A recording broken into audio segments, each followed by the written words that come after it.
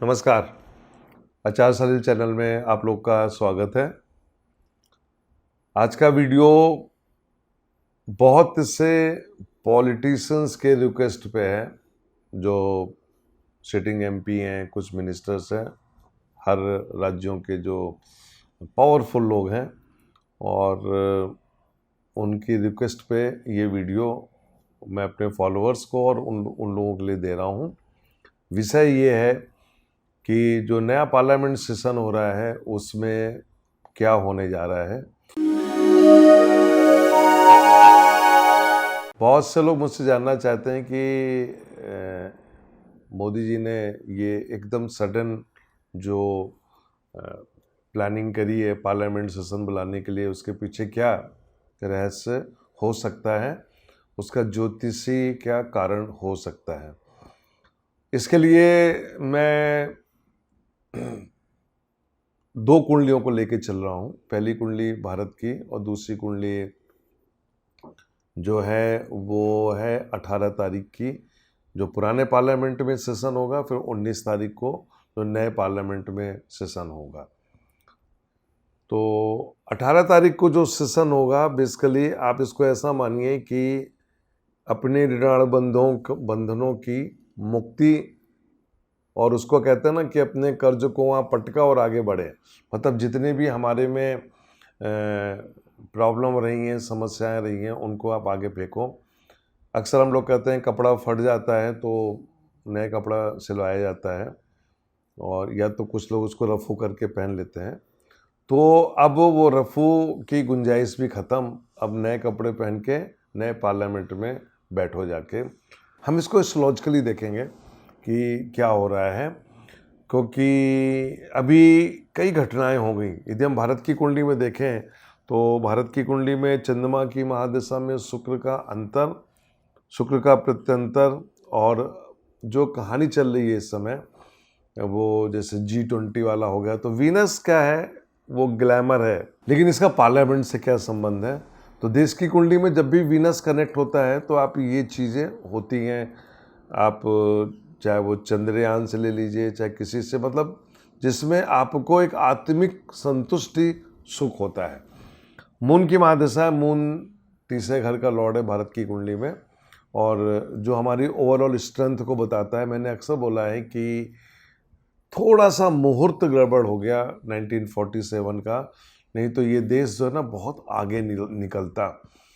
और मैं अपने फॉलोअर्स को एक बात बताना चाहता हूँ कि एक नेता ने मुझसे कल कहा कि हम अपनी गरीबी को छुपाते हैं, हम अपनी दरिद्रता को छुपाते हैं, और शायद इनका इशारा G20 को लेके था।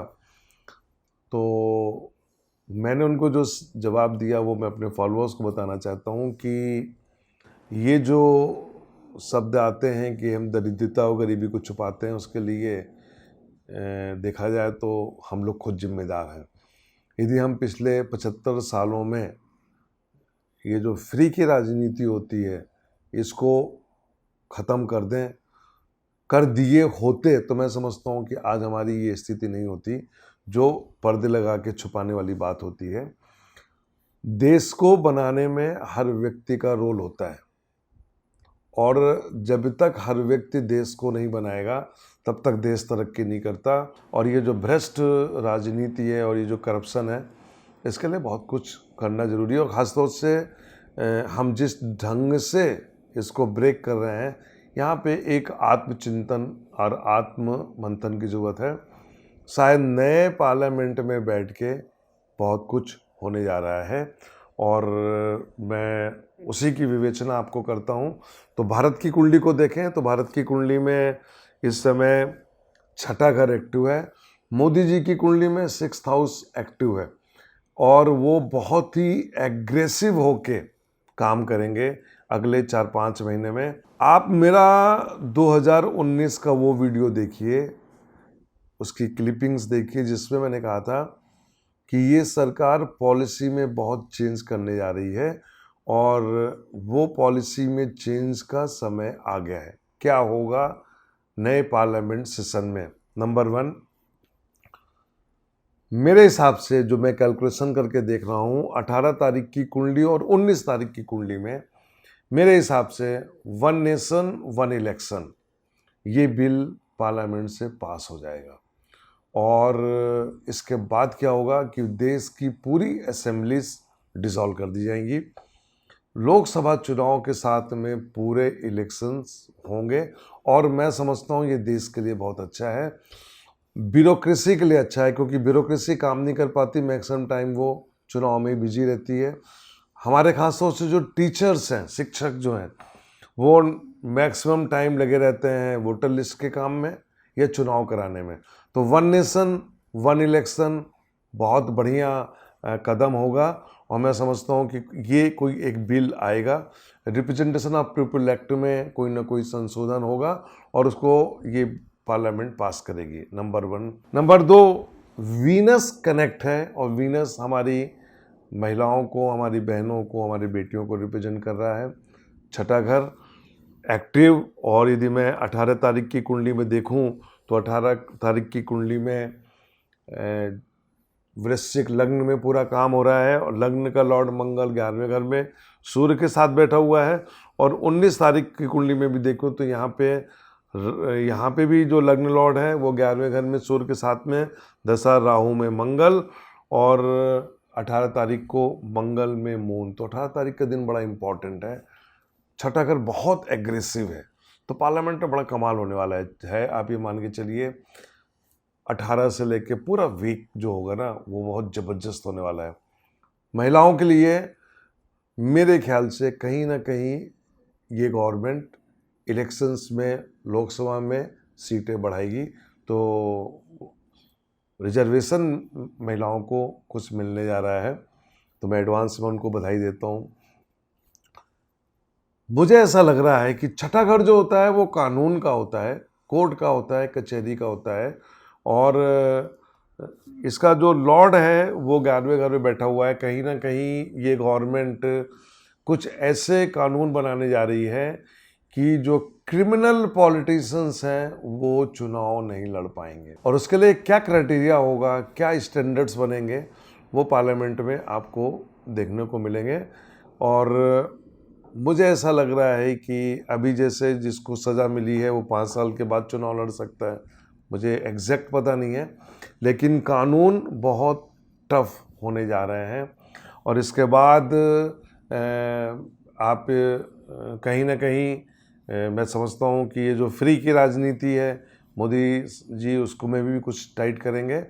और फ्री की राजनीति के बाद कहीं ना कहीं आरक्षण को लेके भी वो एक रोड मैप देंगे कंट्री के लिए।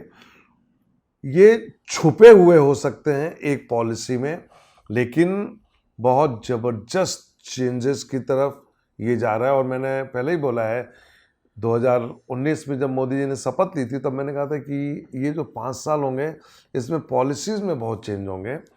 और पॉलिसीज़ में चेंज होते होते लास्ट में जो मुझे नज़र आया था 2019 में कि कहीं ना कहीं कॉन्स्टिट्यूशन को, संविधान को रीराइट करने की बात होगी, क्योंकि इसमें इतने संशोधन हो चुके हैं कि एक नए कानून की जरूरत पड़ेगी और नए संविधान की बात होगी, कैसे इसको चेंज किया जाए। आईपीसी को भी चेंज करने की बात होगी। कि भी थोड़ी देर पहले मैंने एक एमपी से बात किया तो उन्होंने बोला कि कुछ पता नहीं है, आप ही बताइए क्या होगा। तो एमपीज भी पूछते हैं कि क्या हो रहा है, क्योंकि बहुत ही गुप्त है ये। तो ये कहानी हो रही है, और आप ये मान के चलिए कि यही पॉलिसीज़ को इम्प्लीमेंट करके मोदी जी चुनाव में जाएंगे। तो वन नेशन वन इलेक्शन, सभी असेंबली डिसॉल्व कर दी जाएंगी, पार्लियामेंट के साथ में इलेक्शन होगा, एक फ्रेमवर्क होगा। इलेक्शन मेरे ख्याल से कहीं ना कहीं जाके दिसंबर में मुझे दिख रहा है, क्योंकि बहुत सी असेंबली दिसंबर में ख़त्म हो रही हैं। लेकिन मोदी जी के बारे में ये भी है कि वो ये कहते हैं कि सब कुछ टाइम से करो। तो चुनाव ड्यू हैं मई में, अप्रैल और मई के बीच में, लेकिन इन असेंबलीज़ को 6 महीने कैसे वो एक्सटेंशन देंगे, वो एक कानून वो उनको देखना है गवर्नमेंट को। लेकिन 5 से 6 पॉलिसीज़ इस देश की चेंज होने जा रही हैं। और मैं समझता हूँ कि यदि ये पॉलिसीज़ अच्छी पॉलिसीज़ आ गई, जैसा मैंने 2019 में इसका जिक्र किया था, तो मैं समझता हूँ कि ये देश के लिए बहुत अच्छा होगा। और मैं अपने चैनल के माध्यम से अपने फॉलोअर्स को भी बधाई देता हूँ कि हमारे देश का नाम जो है वो अब भारत हो गया है। ख़ास तौर से G20 में जो प्रधानमंत्री जब अपना संबोधन दे रहे थे, तो जो नेम प्लेट लगी थी उसमें प्राइम मिनिस्टर ऑफ भारत लिखा हुआ था।